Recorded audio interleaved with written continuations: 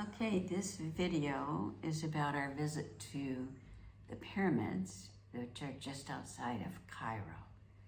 And what day is this, Jim? Do you know? No, You don't know what day it is. I've lost track of all Okay, time. all right. But it's the next one in the order of which we've given you things. And we're actually, in the background, have Brussels. So there's a big square in Brussels, and that's what you can see is people in the square. And it's, of course, much colder than where we've been, so we have warmer clothes on. Right. Okay.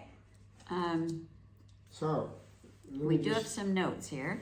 Yes, go ahead. I was just going to say, the last time that we talked, we had gone to the Valley of the Kings, and then we'd gone back to our boat, and then that night, the boat sailed up the Gulf of Suez and anchored at a place called Ansom, which is a big port for Egypt. Mm-hmm. It's pretty much at the head of the Gulf of Suez, right near where the Suez Canal starts. And so we got up in the morning and we took off in a bus for a long bus ride. Mm-hmm. It was a few hours each direction. Mm-hmm. You let me know when you want to talk. So you wanted to say something about the port being enlarged? Yeah. But So, Egypt is trying to enlarge it to yeah, bring more Egypt folks had in. lots of trucks, lots of earth-moving material. I mean, lines of trucks that we just couldn't even see everything in. And they're taking down that whole territory and leveling it. And it looked like a lot of what they were taking was going into some ceramic factories that were there. And other parts of it may be trucked off to for landfills for some other major projects that they're doing. Mm-hmm. The idea looked like they were trying to create a large port and manufacturing facility at that place.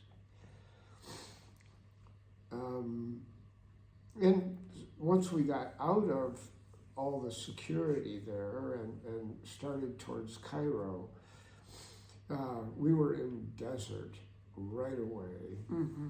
And we kept coming across these huge construction projects where they were filling in for road beds. They were filling in hundreds of feet deep. It was really impressive. And part of this was to have a good transit system between Cairo and the Red Sea, and the other part of it was because of New Cairo. Do you want to talk about that?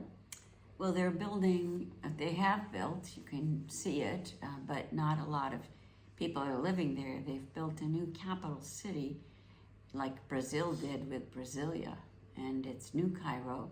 It's outside of Cairo.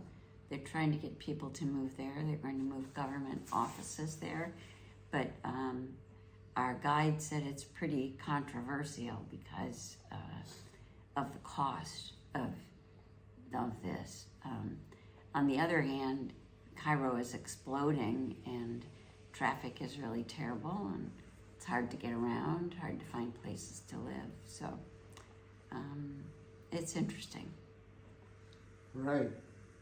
Yeah, and some of the, they built this one huge stadium we saw going up. Mm-hmm. Lots of tall apartment buildings, new roads, and what was the other thing I was going to say? It seemed to be a big planned community, and at least parts of it were surrounded by a big wall with watchtowers. And I had this thought, is this to keep people in, like a prison?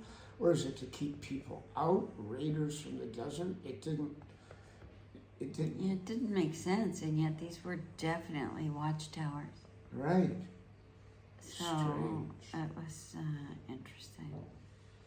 Anyways, once we got past New Cairo, we pretty quickly got into Old Cairo. And Old Cairo was a real mix. The downtown by the Nile had tall skyscrapers, modern buildings, and there are large apartment buildings down there. There's also smaller apartment buildings out around some of the suburbs. And these look modern, although some of these buildings were looking a little dated. In contrast, there were other areas that were pretty darn bleak.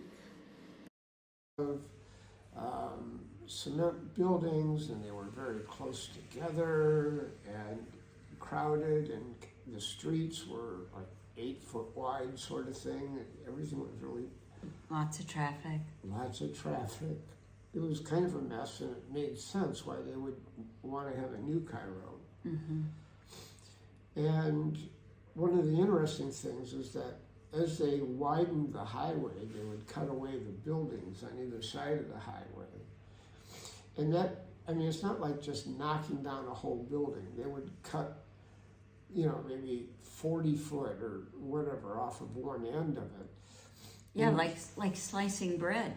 They were like these apartment buildings that had just been sliced off, and you could still see the colors of the walls, the squares, for the colors of the walls of where it had been sliced off. So it was like really colorful, but very strange. Yeah. And then pretty soon we were getting towards the far side of Cairo, and suddenly the pyramids started appearing above the buildings, which was cool. And not too long after that, we saw farmland starting to be available, and then desert. The whole transition from urban to farmland to desert is very tight. Well, and they tell us that 1/5 of the country's population lives in Cairo. So it's huge. And of course, being on the Nile has more farmland available, which farther away you get from the Nile, it is all sand. So we stopped at a place called the Mina House, which is a big old hotel resort complex that overlooks the pyramids. And famous people have stayed there, Agatha Christie, yada yada. But there was a good view of the pyramids from there, and it was lush and expensive. But we had a great lunch. Let's see. We could see the line of the pyramids, and also off to the side, we saw the Gem. The Gem is the Great Egyptian Museum, where they've moved all sorts of different relics and so forth. And presumably they're going to use cable cars to connect it up to by the museums or by the pyramids.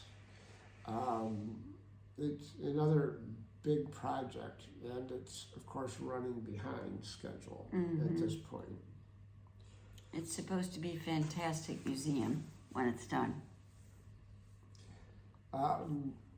So after lunch, we got in the bus and we drove up to the pyramids. And some people climbed up into the pyramid,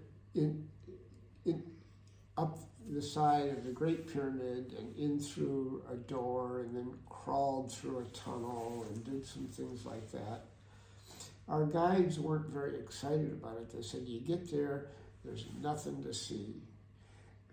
And my back hurt. I didn't really want to be trying to bend over as I crawled through a tunnel. I didn't either. And they said it was really hot too. And there were places where the tunnel was 2 feet wide and you had to pass people going both ways. So. Right. Yeah, you're climbing over people. Yeah, so I chose to walk around the Great Pyramid instead and take pictures as I did that. Yeah, I chose to follow Terry, so which is always a good choice. Anyway, so we walked with our guide most of the time around the Great Pyramid, and it was impressive. These huge limestone blocks. I think there's a picture of you in front of the block, just one of the blocks at the bottom, just to give a perspective. And, you know, there was a lot of tourists, and there were other ancillary buildings there. So there was the tomb for the architects. There was the Queen's pyramids. Yeah, which are smaller, much smaller. As they should be.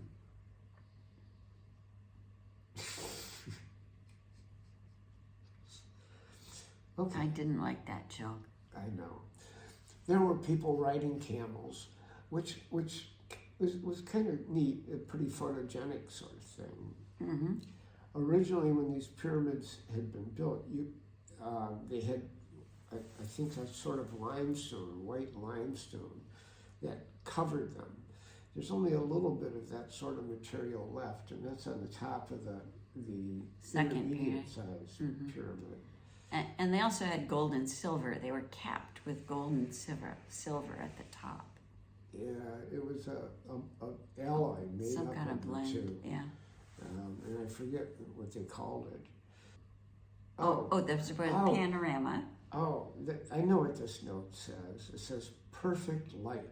When we were going around the Great Pyramid, we got between the intermediate-sized pyramid and the sun. And when the sun was hidden right behind the peak of it, you took that picture. Yeah, it's that was a very cool great picture. You'll see it. Matter of fact, you're probably seeing it now. And then after the pyramids, we went up to a viewpoint, which our guide called Panorama, and you could look down and see the pyramids. That was very neat. And there was these really photogenic guys riding these horses across the desert in the pyramids. It was cool. It made me want to ride the horses. Not the camels, but the horses. And then we went to see the Sphinx. The Sphinx was around behind the pyramids. Right. It was presumably all carved from a single big piece of limestone. And it's been there for almost 5,000 years. Yeah. Our guide disabused us of the idea that it was Napoleon's troops that shot off the nose and the face of the Sphinx. He said, no, it was hundreds of years before that somebody else did it, and I can't remember what the story was. Let's see. And then we had a long drive back for hours to get back on the boat and have a great meal and go to bed for an exciting day the next day. Well, it wasn't all that exciting. It was one of the most down days. Right. But we'll do that next. Bye. Say bye. Don't tell me what to do. Okay.